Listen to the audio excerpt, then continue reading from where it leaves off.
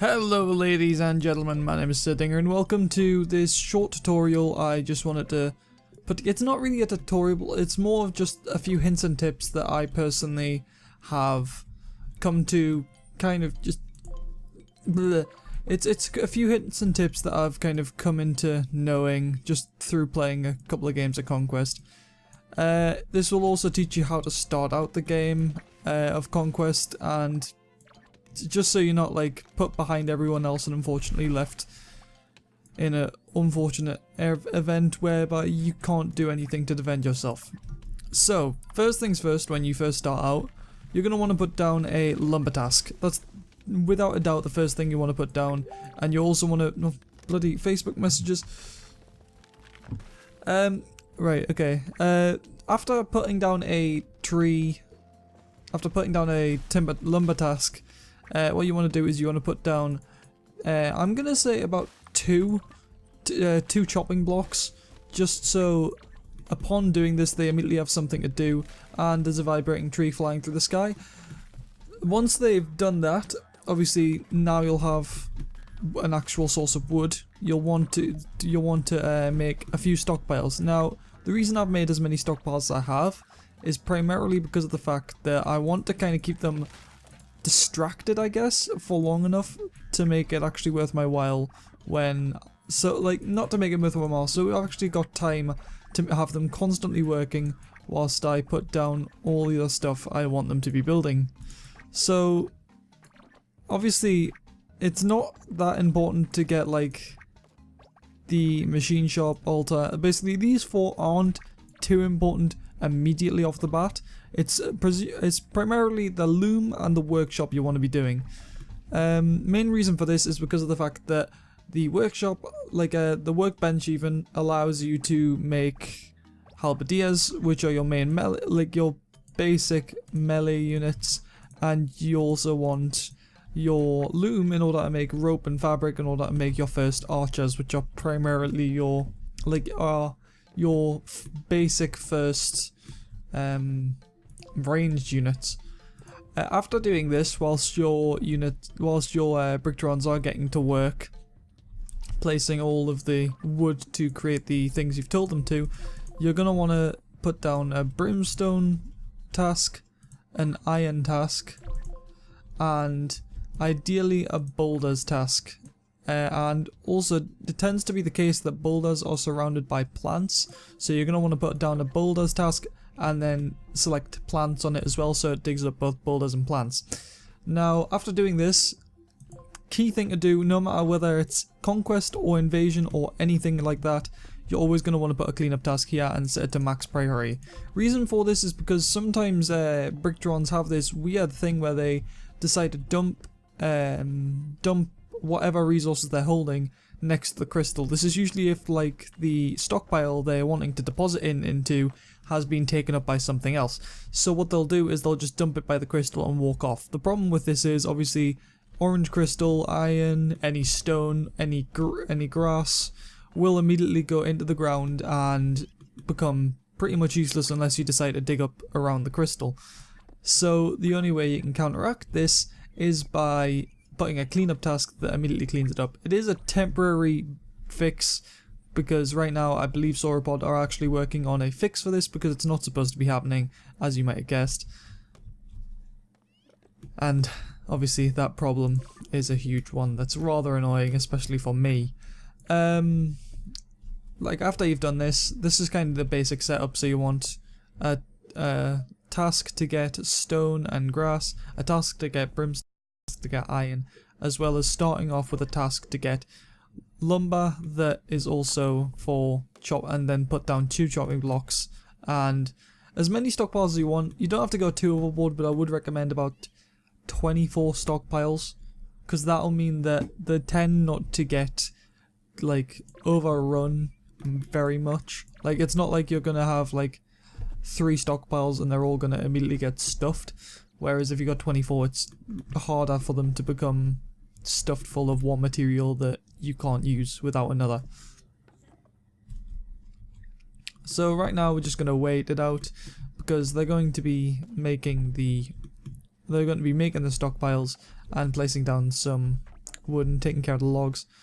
Right, now obviously we want to make, I'm gonna say what is usually very beneficial is if you limit the amount of resources you can have on of a specific thing. So what I'm gonna say is set one stockpile to rope and set one stockpile to fabric. Now my reason for doing this is because of the fact that you don't want to have like several stockpiles full of rope. You don't want to have like 2 stockpiles with rope and then one annoyingly like empty stockpile with one piece of rope on it that stops any other use from anywhere else.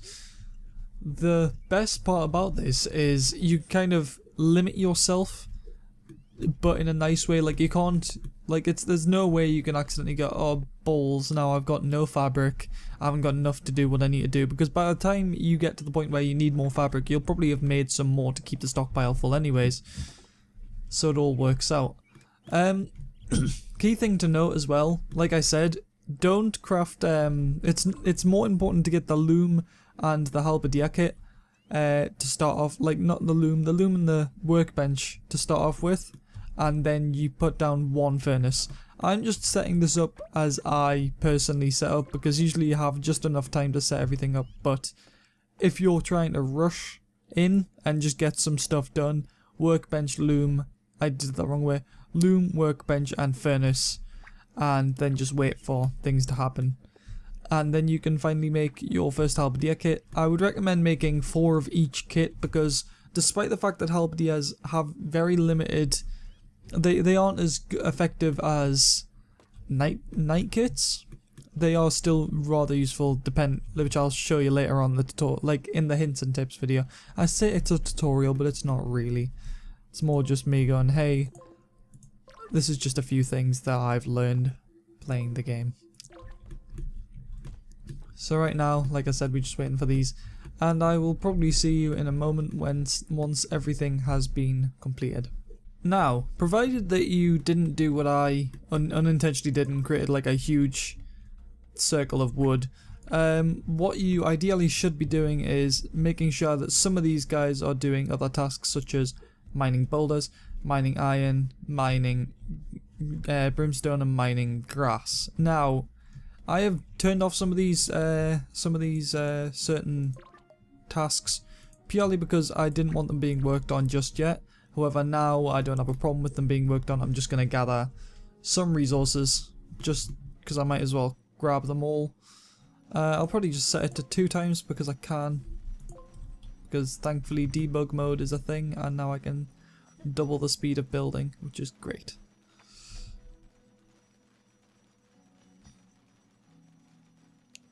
Now, it shouldn't take much longer to get all that in. Now, ideally, like I said, you shouldn't be doing exactly what I'm doing. You shouldn't be like working on one stock, like one like stem of iron or one stem of brimstone. You should be working on sort of all of them equally. Now, I would be cleaning all that up, but it's not necessary because I'm not too bothered. Right, we'll just dig up some of this. Because this shouldn't take too long to mine up.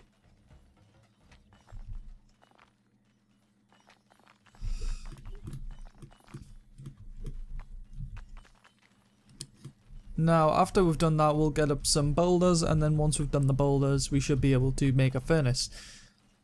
Now, the key thing to remember with the furnace is, like I said, you want to be primarily focusing on getting iron ingots as fast as possible in the game, because iron ingots allow you to do a lot of what you need to do in the game, including making capture wards, making actual kits, etc.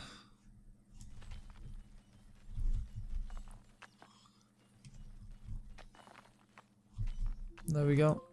And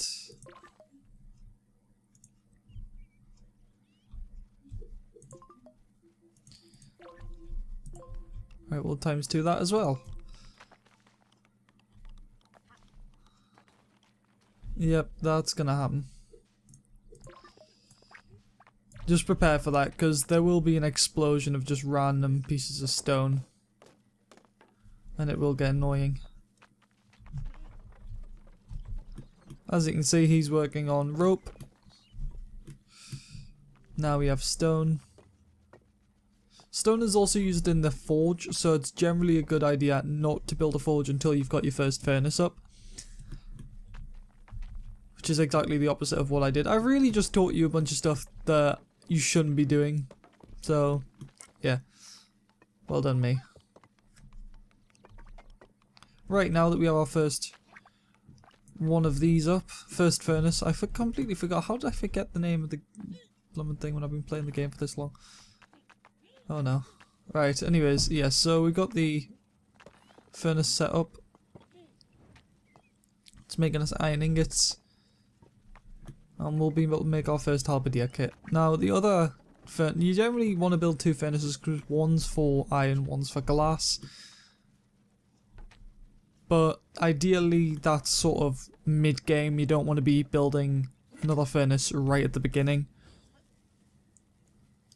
In fact, they'll probably just demonstrate by creating another build task on the other side of the map, just to kind of demonstrate whereabouts you want to be building stuff. Like, so I'll have like one build task where it's like, this is what you want to be building in the beginning, this is what you want to be building kind of mid-game, and this is what you want to be building late game. Now I should mention that obviously the design of where everything is entirely up to you. Like, I've just realized the huge problem with my design is you no longer can get to these stockpiles.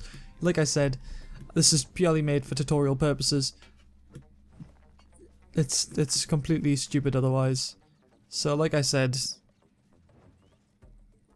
it's important you realize that this is all for tutorial purposes. This is why I've built things the way I have, as opposed to the way I should have. Should have. Right.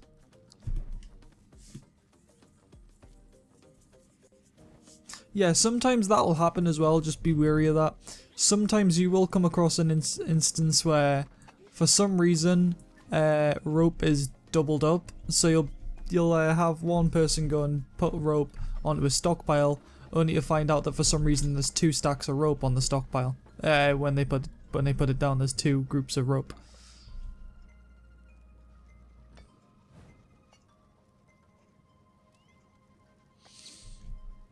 Right, they seem to have finished with that. Right, and we'll just set up this. There we go, and they'll get to digging that up.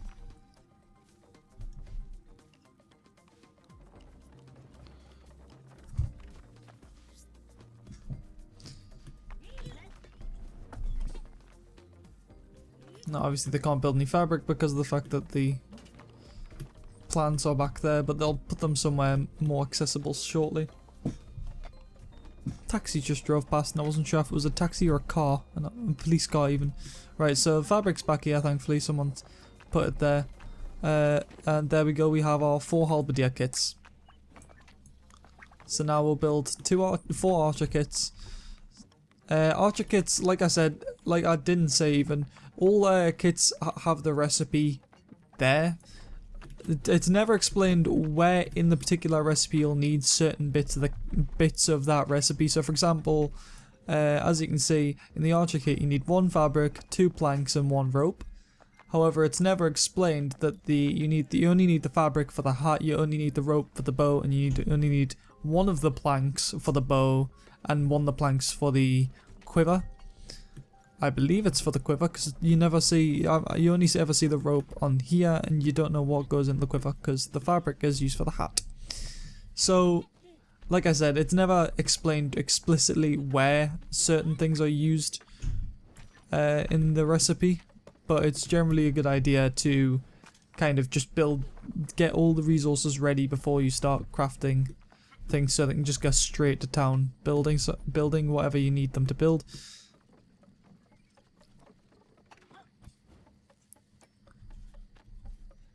And as you can see, they've now finished 2 of the 4 kits that I've told them to make, and they'll finish it shortly. See, look, like that. They grabbed 2 fabrics off of 1 loom. It doesn't make any sense, but whatever.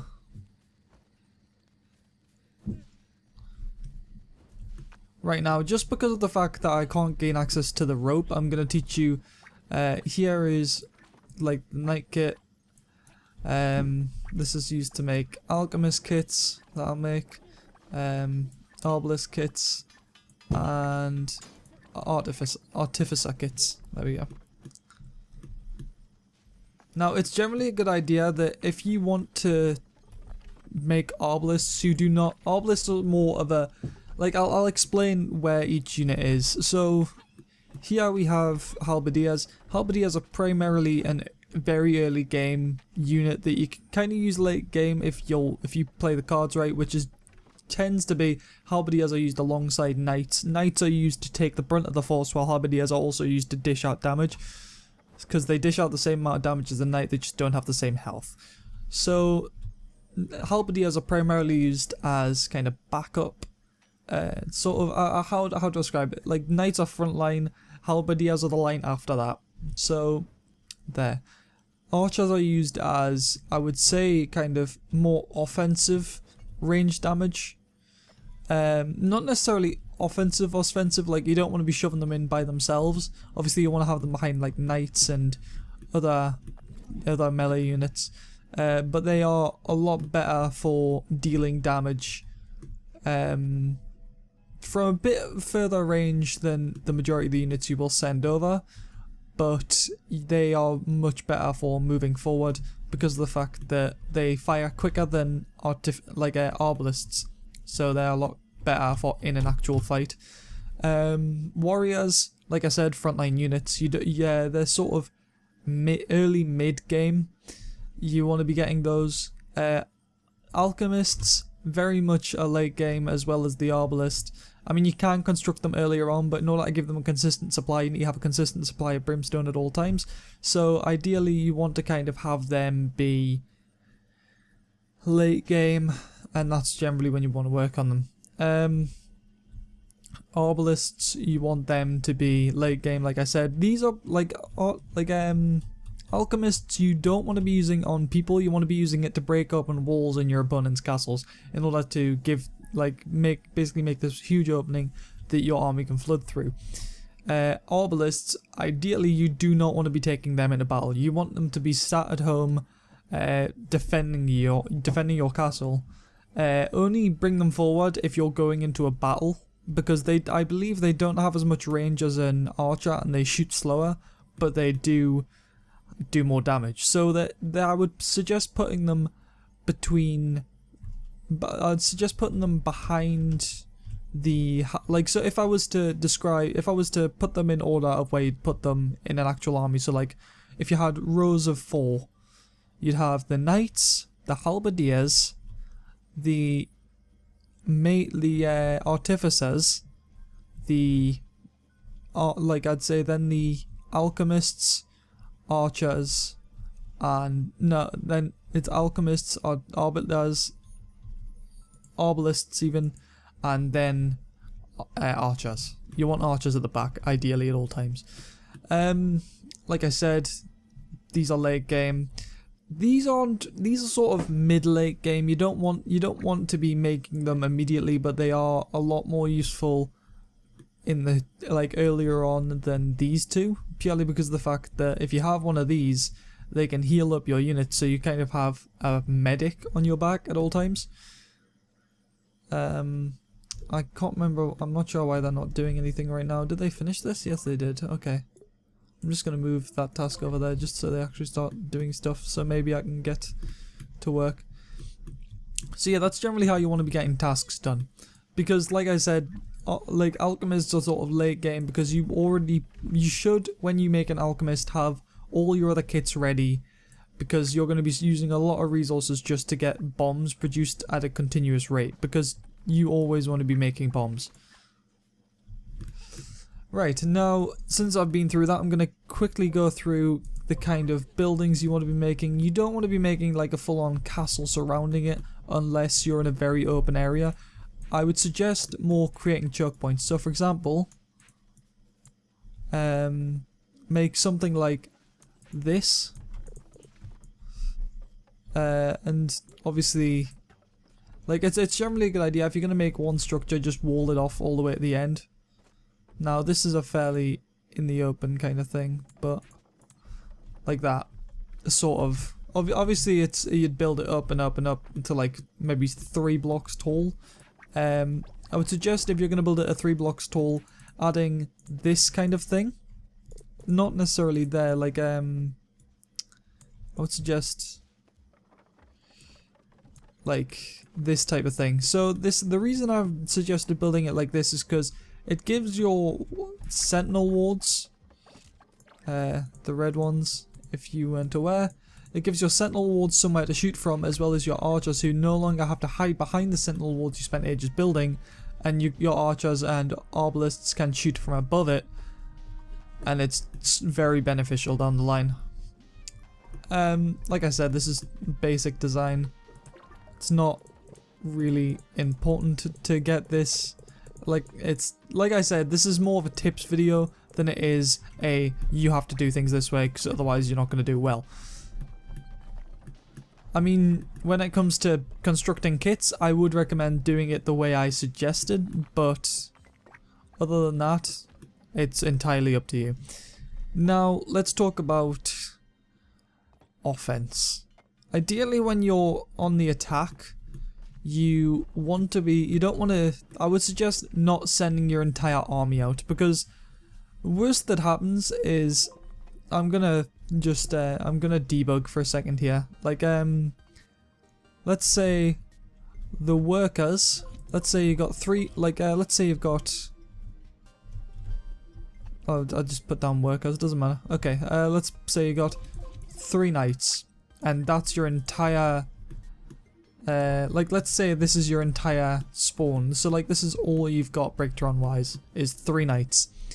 The last thing you want is for all of these guys to die, because if they all die, that's it. You've got no defense whatsoever, because all it's gonna take is just someone to kill those 3 knights and go, oh well, now all I have to go is to the other end and capture the crystal, because they're not going to be able to stop me. Ideally, what you want is something like this. So let's say you've got Arbalist, Arbalist, Arbalist, Arbalist. So you've got some defense back at the crystal, and let's say Knight, Knight, Knight, Halberdier, Halberdier, Halberdier, Artificer. You only want 2. You don't even need 2. I'd say you only need like 1, but it's still worth having. It's up to you how many you actually have. And then you have archers. So the reason you'd have things like this is because of the fact that then, oh no, like let's just send these all over the cliff just to demonstrate.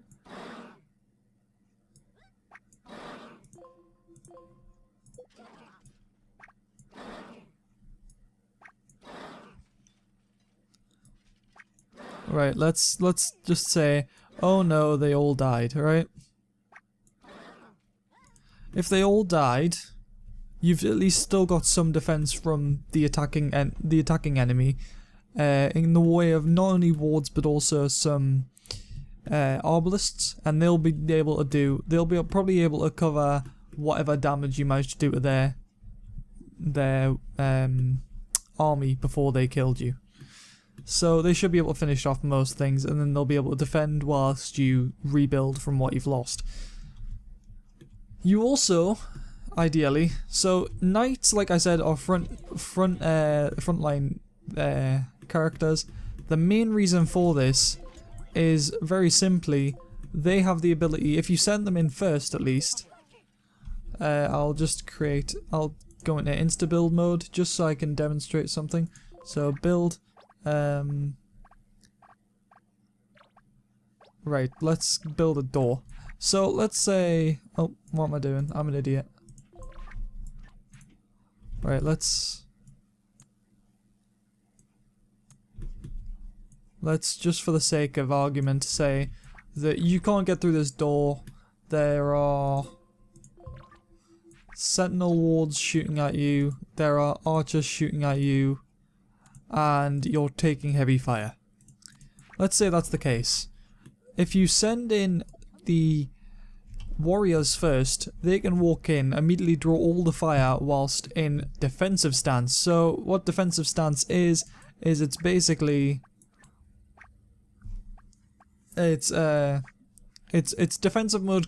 Basically holds position and it blocks incoming projectiles. They do move very slowly, but like I said, it absorbs incoming projectiles, and this is where the halberdiers come in. Because if you have halberdiers, whilst all the fire's going towards them, you can go and attack the object. Now, I should warn that just because this is the case, that does not mean that the enemy won't then just go, oh well, they're attacking my door, quick send all fire here. They can't control sentinel wards. That's a key thing to remember. You cannot control where a sentinel ward fires. You can only control where they're placed. You can, however, control arbalists and archers and artificers, so there's no helping that. Ideally, what you want is not only whilst these are taking fire, but if you have 2 artificers and you press H, you can send them into healing mode, so they can be healing all the damage that's coming towards your warriors, as well as helping your halberdiers kind of break down the door, because they can also be healing. Now obviously all fire will then turn to your artificers, and the key thing to remember is there's never going to be a moment where your units aren't getting shot at. They're always going to be getting shot at least one of them. So you can't have warriors going in and then drawing all the fire with something else, because something is going to die at the end of the day. You're going to lose some units, and it's more important to lose the artificer, because whilst they do heal, they only heal a certain amount, and their ranged attack, whilst it never misses, it isn't too damaging. So you gotta make a choice. Do you want to lose your halberdiers who are breaking through the door for you, or do you want to lose your artificers who longer down the line probably aren't going to be as important once you get in? Alternatively, what you can do is, if you have alchemists, you don't have to break down the door. All you have to do is walk in, take a little bit of fire using the warriors, and just aim at the wall. And if the alchemists could actually aim, that would be great. So they break through walls relatively quickly. They do damage units themselves, so for example, now that we've broken through, we can run through immediately. Alchemists can do a little bit more damage. It's ideal that whilst your other units are attacking, the alchemists continue breaking walls, because that sets back your enemy even more than they originally were. Like, there is nothing they can do if you've broken down the entire wall that's facing you, basically. So ideally, alchemists, despite the fact they can be used in other cases, are always more beneficial just breaking down the entire castle. Right, so that's just a few ideas. I'm not sure, obviously, if there's other stuff you want to know, comment down below. I'm sort of just winging it, to be honest, to some degree. But yeah, that's the kind of stuff you want to be doing in Conquest anyways. Like I said, start off, I'll cut to when I've finished making the demonstration of what you should be making and in which order. Okay, so we're back. I just wanted to quickly end off the video, not the episode, it's not really an episode, end off the video with a very simple demonstration of exactly what I was meaning. So everything that you see in blue right now is what you should be building, like literally straight away. This is the first thing you should ever build, everything in blue. So you have the workbench, the loom, 2 weapon racks, 24 stockpiles, and 2 chopping blocks. Obviously you'd also put down your necessary tasks as well. Now, next thing you should be doing, once this is all done, you then work on some basic defenses, like for example just something to stand on to fire at enemies like this, as well as 2 more weapon racks, your forge, your altar, and another furnace to make glass. This is primarily because of the fact that the artificer, whilst the altar doesn't require any glass, it's still worthwhile getting the furnace so that when you eventually reach that stage, you can immediately start making glass for the other two, which both require glass. One of which requires glass a hell of a lot. I believe it's the laboratory, because 3 glass ingots are needed in order to make bombs, which is a constant supply for your alchemists, if you want to make alchemists. Forge, obviously, so you can make mid-game, like you can make your knights, and like I said, everything in blue is what you want to build mid-game. So once you've kind of finished the first once you've finished building everything here, you want to build everything here. Now, the final thing you want to be building is 2 more weapon racks to finally kind of give you 6 weapon racks to cover all of your work, all of your, all your weapon kits, and you want to build your machine shop and your laboratory. Like I said, these require glass, which is a late, technically you can get it really early on, but I would deem it more a late game resource than early. You also want to be extending your defenses, so it's not just somewhere to stand on, it's a completely, like, you basically made a choke point. Now obviously enemy alchemists will just break through here no problem, but that's ideally what you want to be doing, because at the end of the day, if an enemy alchemist is going to break through anything, it's going to break through here, and you don't want to be making like 3-layer thick walls only to have them broken through really easily by an alchemist.